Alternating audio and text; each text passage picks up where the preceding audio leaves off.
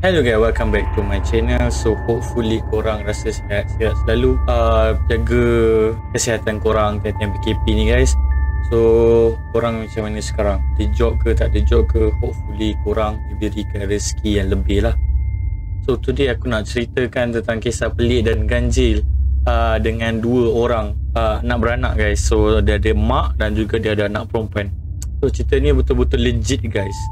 Betul-betul legit, betul-betul real guys cerita ni. So stay tune guys, let's go.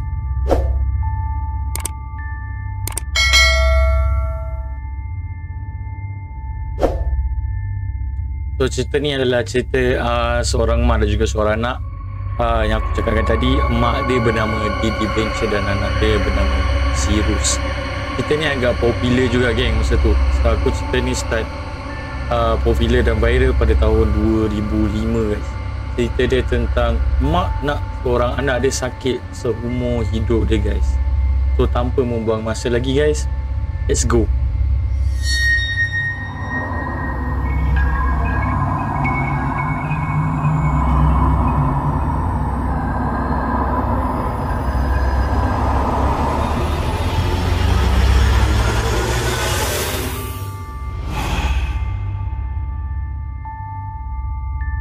Cerita pelik dan ganjil ni guys berasal daripada Amerika Syarikat. Cerita dia start mula daripada bandar Missouri. Macam aku cakapkan tadi, cerita ni mula viral pada tahun 2005 guys. So pada tahun tu ada dua anak beranak yang terselamat daripada ribut taufan Katrina guys. So ribut taufan ni melanda bandar Orleans guys. So bandar tu memang hancur teruk, gila, banjir, rumah pecah, nyawa melayang dan sebagainya. So disebabkan taufan tu berlaku, so dua beranak ni terpaksa pindah ke tempat yang lain, tapi masih lagi di Amerika Syarikat. So dia terpaksa pindah ke Springfield, Missouri, Amerika Syarikat guys. Di sinilah semuanya bermula. Di sinilah titik-titik permulaan cerita yang akan bermula di bandar baru ni guys. So kita mulakan cerita ni dengan menceritakan tentang anak dia dulu guys. So anak dia ni nama Didi Blanchett guys. So dia ni dilahirkan pada tahun 1991. Gypsy ni dikatakan banyak penyakit guys. Itu yang mak dia cakap lah. So Gypsy ni mempunyai macam-macam penyakit. Lumpuh, sakit jantung, asma and all of that lah. Dan Gypsy ni pun sentiasa duduk dekat atas kursi roda guys. So dia sentiasa duduk dekat wheelchair lah, kursi roda. Memang dia dari kecil mak dia suruh dia duduk dekat kursi roda. Kenapa dia duduk dekat kursi roda? Sekejap lagi aku ceritakan kenapa dia duduk dekat kursi roda guys. Cara Gypsy makan pun agak berbeza guys. So kalau korang tahu, korang makan semua gunakan tangan. Ambil makanan, suar dalam mulut. Tak apa pakai sudu pun suar dalam mulut. So cara dia makan agak berbeza. So mak dia kena lumatkan dulu makanan. Means mak dia kena blender dulu makanan tu dengan susu, baru mak dia boleh bagi makan. Let's say kalau cakap Gypsy nak makan pizza ke, nak makan donat ke, so mak dia ambil makanan tu, masuk dalam blender, letak susu dan blender. So after mak dia blender, mak dia akan ambil satu macam syringe macam mobile yang biasa kita bagi baby makan tapi yang besar. Mak dia akan sedut makanan tu, mak dia akan picit melalui tiup tu. Tiup tu pergi ke perut dia guys. So dia tak makan guna mulut dia guys. Mak dia picit makanan tu melalui tiup terus masuk usus. Kesian lah dia makan macam tu kan. So hidup dia ni mak dia sentiasa kontrol guys.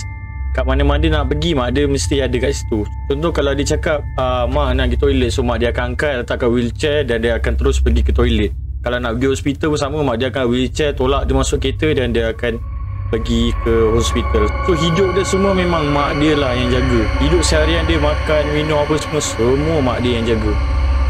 And now sekarang kita ceritakan tentang mak dia pula. So di sinilah Taufik nak cakap yang kenapa si Gypsy Rose duduk dekat wheelchair guys. So nama mak dia ni adalah Didi Blanchett. So mak dia ni pernah berkahwin dengan seorang lelaki yang bernama Rob Blanchett. Dia kahwin time tu, tak silap aku umur dia dalam 22 tahun. So rumah tangga diorang tak lama guys, dalam 5-6 bulan macam tu guys. So selepas Didi Blanchett ni bercerai dengan laki dia, so Didi Blanchett ni ambil anak dia pindah ke rumah nenek dengan atuk dia guys. So rumah nenek dengan atuk dia juga dekat kawasan yang sama, dekat kawasan tu juga. One day guys, nak jadikan cerita, atuk dia ni bawa Gypsy jalan-jalan. Tak silap aku umur dia time tu 8 tahun lah. So atuk dia bawa Gypsy jalan-jalan naik motor. Orang tu takkan lajunya guys, mesti slow kan. So masa atuk dia bawa Gypsy jalan-jalan, Gypsy ni terjatuh. Yang terjatuh luka sikit je lah kan dekat kaki. Tapi time tu Didi nampak, dia ni panik teruk tau. panik, memang panik beruknya. So dia ambil anak dia gypsy tu, macam marah-marah dekat bapak dia, terus bawa pergi hospital. So bila dah bawa pergi hospital jumpa doktor, dia punya panik ni macam anak dia ni kaki patah ke, kaki macam terseliur ke apa. Tapi doktor cek anak dia tak ada apa-apa pun, cuma luka sikit calar je kat lutut. Tapi dia ni punya panik macam, uish, memang kaki anak dia patah teruk ni ya. Dia boleh marah doktor, cakap doktor kena buat something dekat kaki anak saya supaya anak saya boleh jalan balik. Tak kisahlah buat operation ke apa ke, sebab saya takut dia lumpuh. What? Anak kau cuma luka kat kaki, kau suruh buat operation. Korang boleh brain tak? Korang cuba fikir macam apa sebenarnya kat kepala mak dia ni. So dia bising-bising kat doktor tu, cakap, "Tok Lee, anak saya ni sakit, awak kena buat something dekat anak saya." Doktor ni dia dah malas nak layan mak dia. Doktor ni bagi anti ubat sawan kat mak dia, tu bagi mak dia relax sikit. So sekarang aku nak tanya korang, apa yang sakit sebenarnya, dia ke mak dia? Okay guys, so disebabkan gypsy ni sakit, duduk kat kursi roda, cara dia makan pun beza. So keluarga dia ni dapat banyak perhatian daripada jiran-jiran tau. So orang-orang kat bandar tu banyak bagi perhatian dekat dia. Setiapnya ibu tunggal ni, anak dia sakit, anak dia ada macam-macam penyakit, tapi dia relax, dia tabah je jaga anak dia. So penduduk dekat bandar tu rasa macam simpati dekat Didi Blanchard ni guys. Disebabkan rasa simpati, orang-orang dekat bandar tu guys kumpulkan duit untuk derma dekat Didi Blanchard ni. So mereka akan derma sejumlah wang dekat Didi Blanchard ni untuk kos perubatan anak dia, makanan minum, barang-barang dapur dan segala-galanya lah. And then pada pandangan masyarakat dekat bandar tu guys, Didi Blanchard ni merupakan seorang ibu yang penyayang, seorang ibu yang prihatin. Dia boleh digambarkan sebagai orang yang tabah mengarungi cabaran-cabaran hidup lah. So disebabkan dia ibu tunggal lagi, dia jaga anak yang sakit, dia dijadikan idola ibu-ibu dekat kawasan bandar tu lah guys. Oh, dia ni memang bagus. Anak dia cakap, aku nak jadikan dia sebagai contoh untuk aku jadi ibu yang lebih baik. So orang-orang kat bandar tu, terutama sekali ibu-ibu, ambil dia sebagai idola lah cara dia menjaga anak. So orang-orang kat bandar tu macam aku cakap tadi, banyak derma kat dia, tolong bayarkan dia punya medical. Diorang renovate rumah supaya wheelchair tu senang naik pergi kat rumah, senang turun. So rumah dia cantik lah guys macam tu. And then orang-orang kat bandar tu juga kumpulkan duit untuk hantar Didi Blanchard dan juga anak dia Gypsy Rose ni pergi ke Disney World guys. Yes, pergi ke Disney World dengan free guys. Free, tak perlu bayar apa-apa, semua dah settle.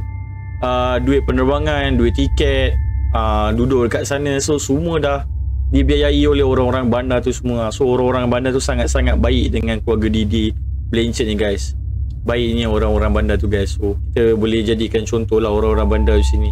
And then Didi juga suka update status tentang kesihatan anak dia dan juga dia, dan hidup seharian dia dekat dalam laman sosial guys. So time tu dia update dekat Facebook guys.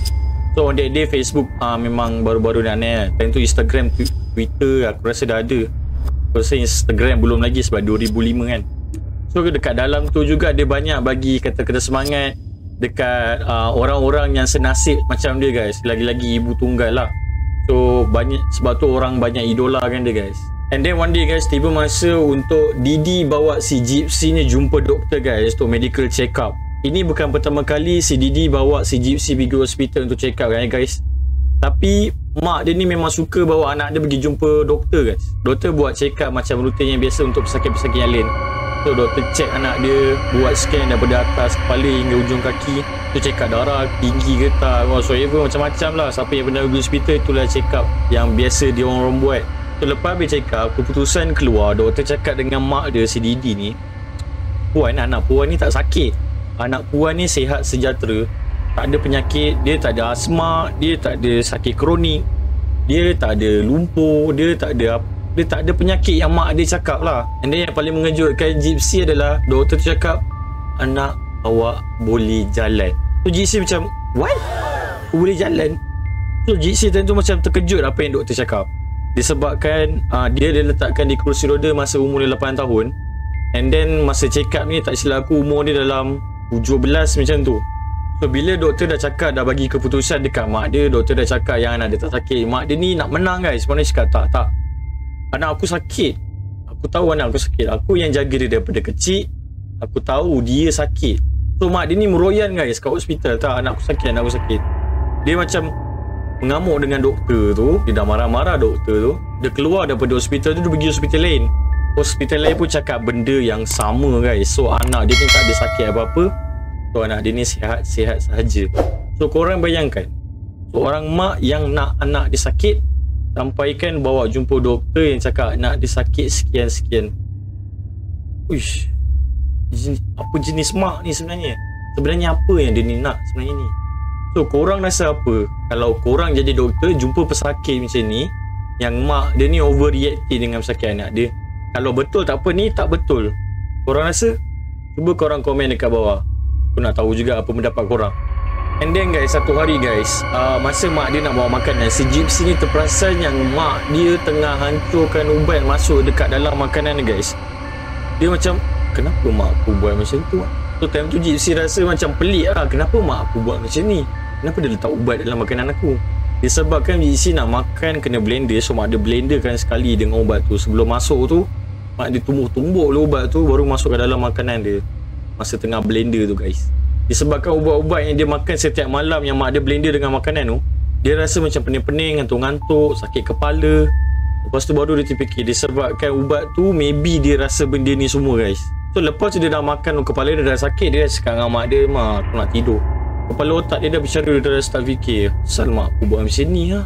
Kenapa lah mak aku buat macam ni? Kenapa dia letak ubat banyak tau? Banyak gila mak dia letak ubat kat dalam makanan dia, bukan sikit. Kita kalau ada mah makan pelu biji kan, minum ubat satu sudu, mak dia letak memang banyak gila guys. Lepas dia dah nampak mak dia buat macam tu, untuk beberapa hari kemudian guys, mak dia ni keluar untuk pergi beli barang tau. So dia tinggalkan si gypsy seorang-seorang dekat rumah. So masa mak dia tak ada kat rumah ni guys, gypsy ambil kesempatan untuk bangun daripada katilnya. Untuk pertama kalinya dia bangun berdiri dan dia berjalan guys kat dalam rumah dia.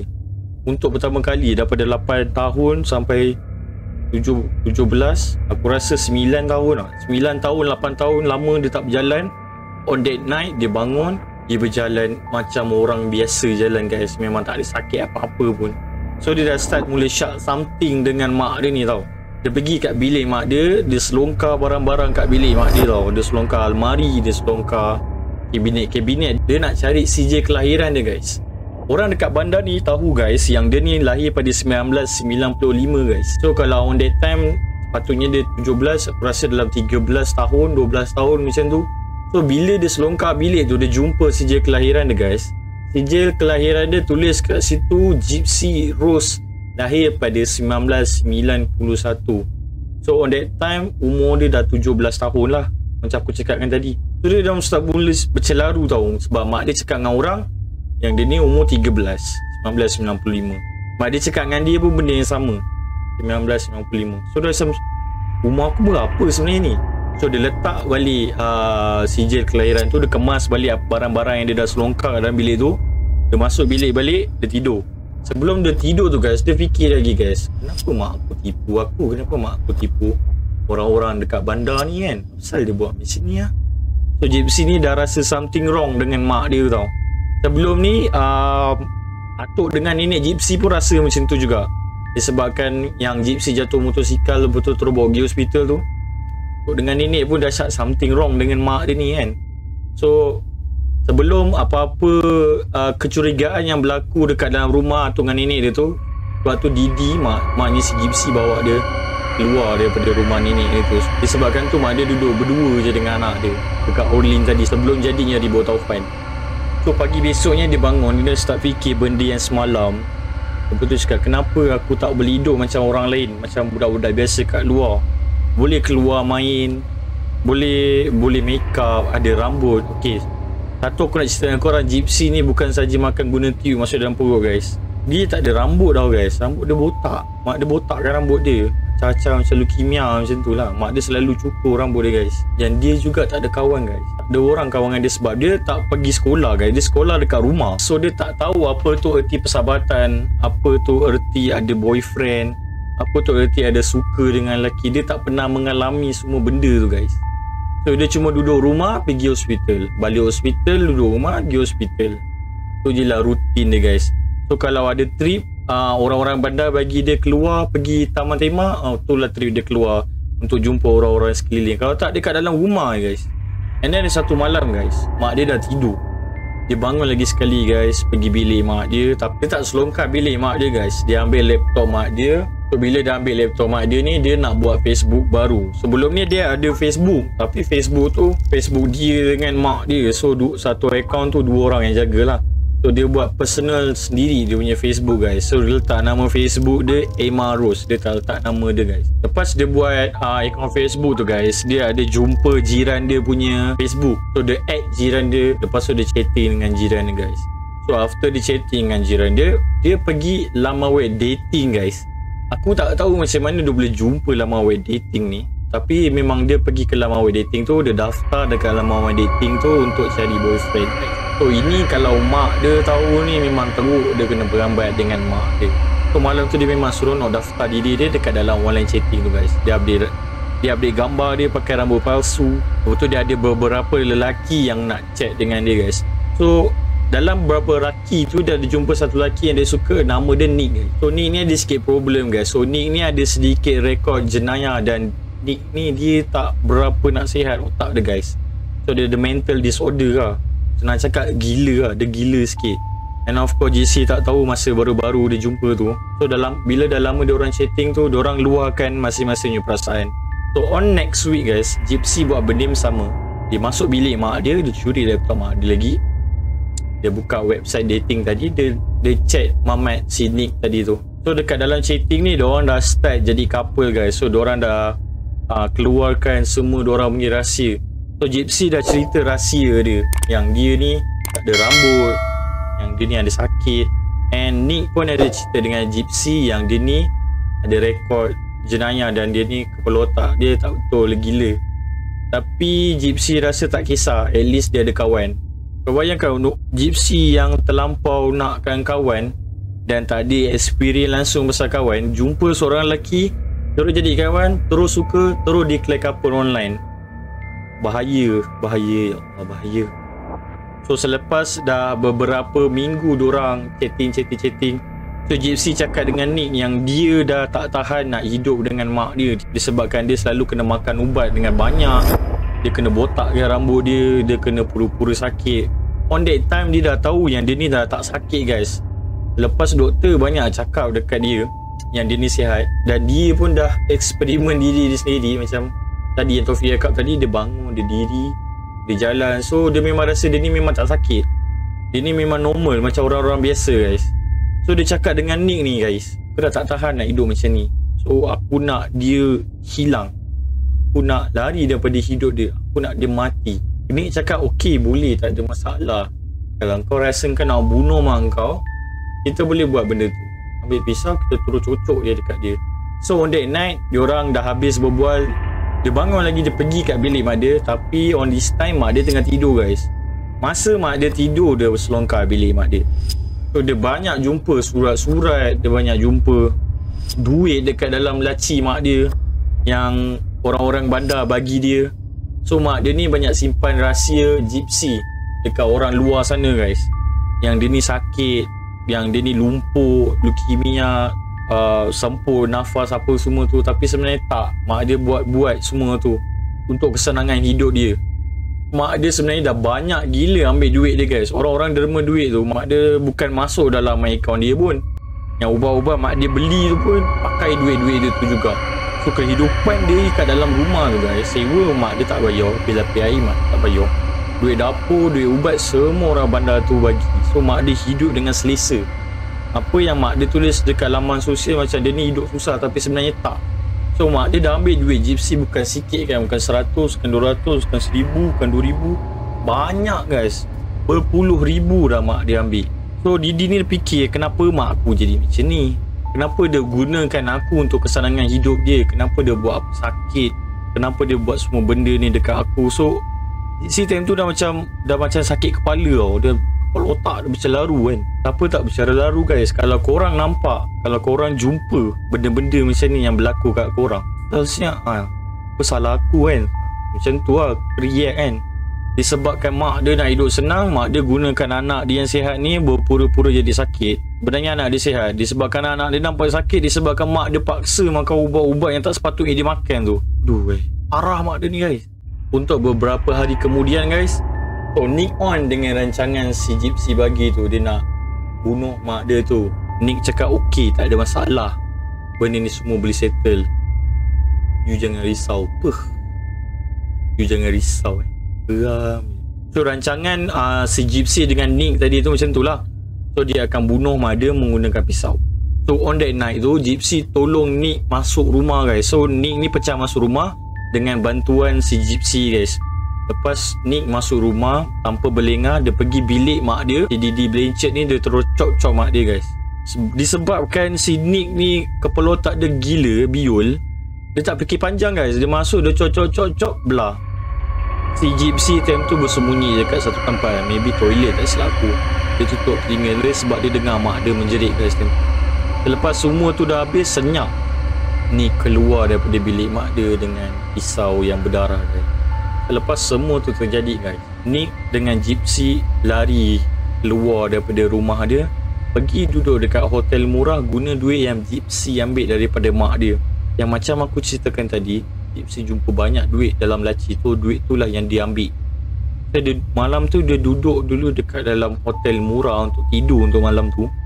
Besok pagi baru dia gerak pergi rumah Nick guys. So bila dah pagi, diorang naik bas terus gerak pergi rumah Nick. Sebelum diorang gerak pergi rumah Nick tu guys, pisau yang si Nick bunuh maknya si Gypsy ni, Nick bawa tau. Si Gypsy ni masukkan dalam sampul surat dan dia postah ke mana-mana, alamat mana tak ada pisau tu. Lepas tu baru dia gerak pergi naik bas pergi rumah si Nick. Lepas diorang dah sampai ke tempat Nick, Nick call mak dia suruh ambil bawa datang di rumah dia lah. So bila semua tu dah selesai, Gypsy dengan Nick dah sampai kat rumah, diorang dah relax kat dalam rumah. Malam tu Gypsy rasa macam something wrong, macam gelisah guys. Sebabkan tak ada berita, tak ada orang tahu pun yang mak dia dah mati. So dia ni rasa macam aku nak kena bagi tahu semua orang yang aku dah mati. So dia tak tahu cara dia macam mana. So Nick bagi tahu dia, why not you tulis dekat Facebook you yang mak you dah mati.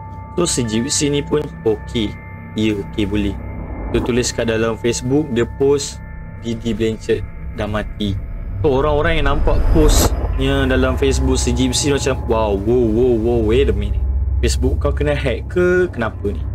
Ke memang betul?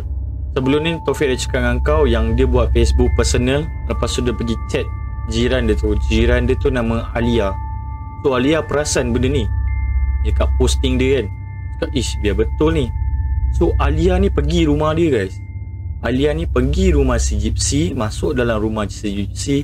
Yes, memang betul mak dia dah mati. So Alia ni terus call polis, and then polis terus datang ke rumahnya si Gypsy. Polis terus buat siasatan. On that time, polis ingat si Gypsy ni kena colik tau guys, kan? Sebab kan si Gypsy ni tak boleh jalan seorang, kena pakai kursi roda dengan tank pernafasan.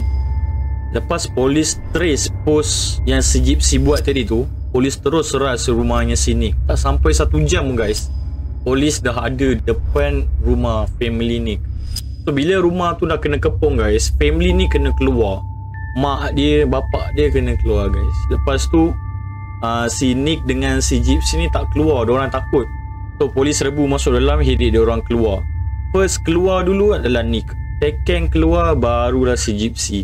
Bila Gypsy ni keluar guys, polis ni semua terkejut beruk tau. Cakap wow, sebabkan Gypsy ni keluar dengan berjalan kaki, tanpa kursi roda dan tanpa alat pernafasan untuk dia. Polis macam pelik tau guys tu, macam apa yang sebenarnya dia. Polis pun macam pening kepala kan, sebab yang orang semua tahu yang dia ni sakit, tak boleh jalan, kena duduk kat kursi roda dengan pakai alat pernafasan, pembantu pernafasan.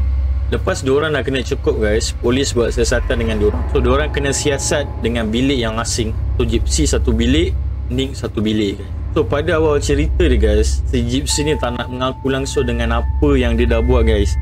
Dia cakap dengan polis tu, saya tak tahu apa-apa, saya pun tak tahu apa yang sebenarnya yang terjadi dengan mak saya sebenarnya. Siapa yang bunuh mak saya? So polis macam, kau jangan nak kencing aku, kau jangan nak menipu. So dah kena getak banyak kali, suruh dia mengaku, suruh dia cakap betul-betul. Akhirnya guys, Gypsy mengaku yang dia lah sebenarnya dalang untuk membunuh mak dia guys, Didi Blanchett. Dia mengaku dengan polis, dia cakap, ya, saya dalang, saya yang nak mak saya mati sebab saya tak tahan nak hidup dengan dia, sebab dia paksa saya makan ubat banyak-banyak, dia suruh saya makan melalui tube, dia seksa saya, so saya dah tak tahan nak hidup macam tu lagi.